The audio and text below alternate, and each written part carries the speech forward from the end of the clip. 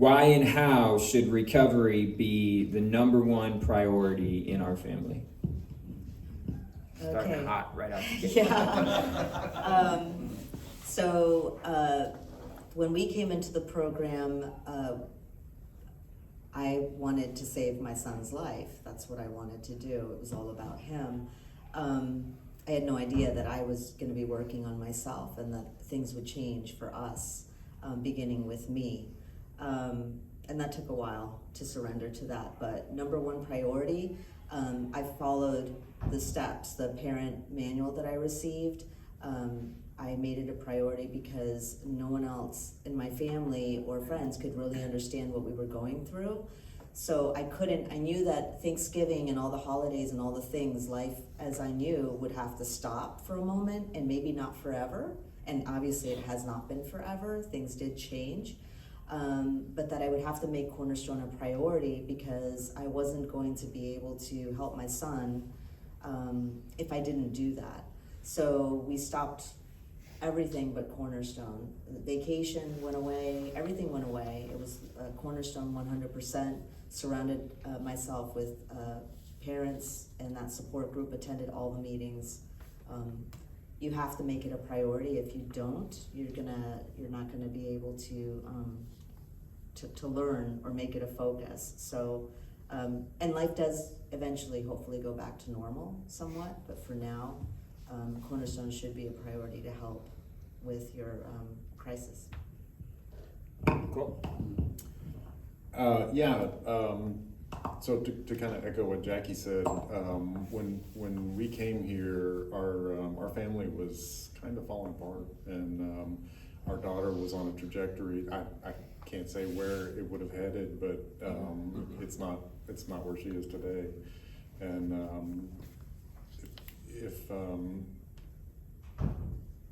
if we hadn't, I honestly can't say what would have happened if we hadn't jumped into Cornerstone with both feet. But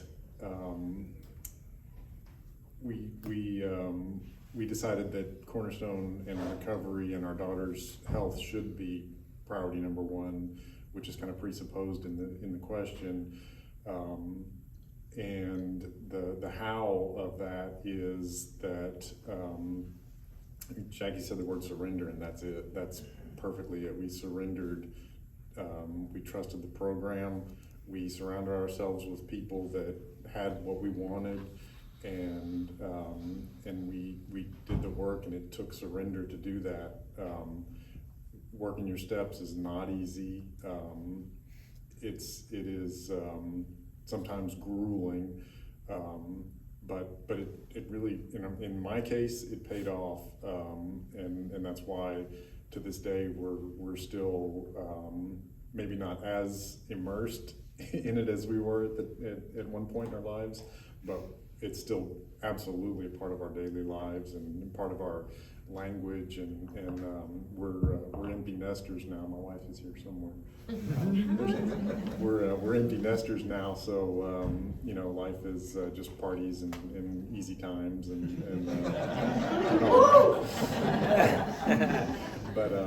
but yeah, it's still part of our daily language, part of our it shapes everything that we do, and I'm really grateful for it. And if we hadn't put in all that work at the beginning, we wouldn't be able to have those rewards today. Cool. You want to add anything to that? Your experience is slightly different. Yeah, it is slightly different. So when I got sober, my priorities,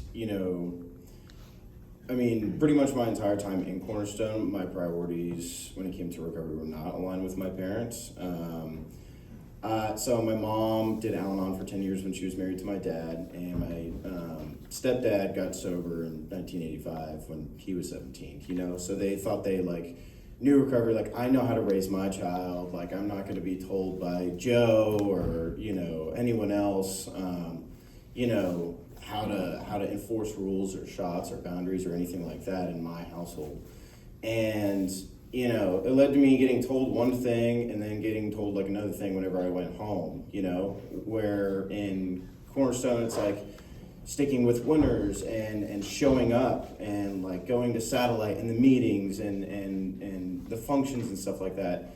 And then I would go home and my parents were kind of like resentful at me. They were like, oh, well, like, you know, you need to be home to watch the dogs and you need to be getting a job and you need to be focusing on school and all that stuff. And it's like when the counselors and the parents like aren't on the same page and, you know, basically your household and your community are not functioning off the same principles, it can lead to like a lot of distress whenever, and I was like fresh in sobriety. It's like a miracle, honestly, that I didn't, you know, like do something stupid, like get high or run away or something like that, you know?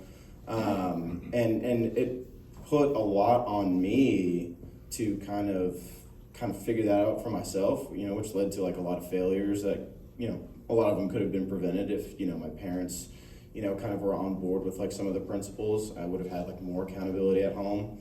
And something, you know, you don't really want for someone who's new in sobriety is like, you don't want them to like fly under the radar. And it was super easy for me to fly under the radar, and just like be on like the fringes of the group, which is like not what you want to do when you're newly sober. You want to be like in the middle of the herd, like on the beam.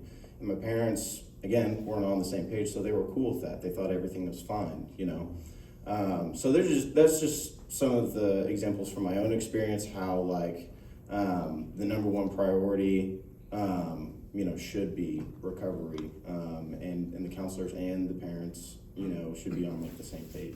Yeah. Cool. Okay, so I'll just add kind of the clinical as well as like my personal perspective. Those are great answers. So kind of the first thing that comes to mind for me when I think of this question is that like at some point, if we want things to be different in our families and our roles and our lives, then we got to do some different things.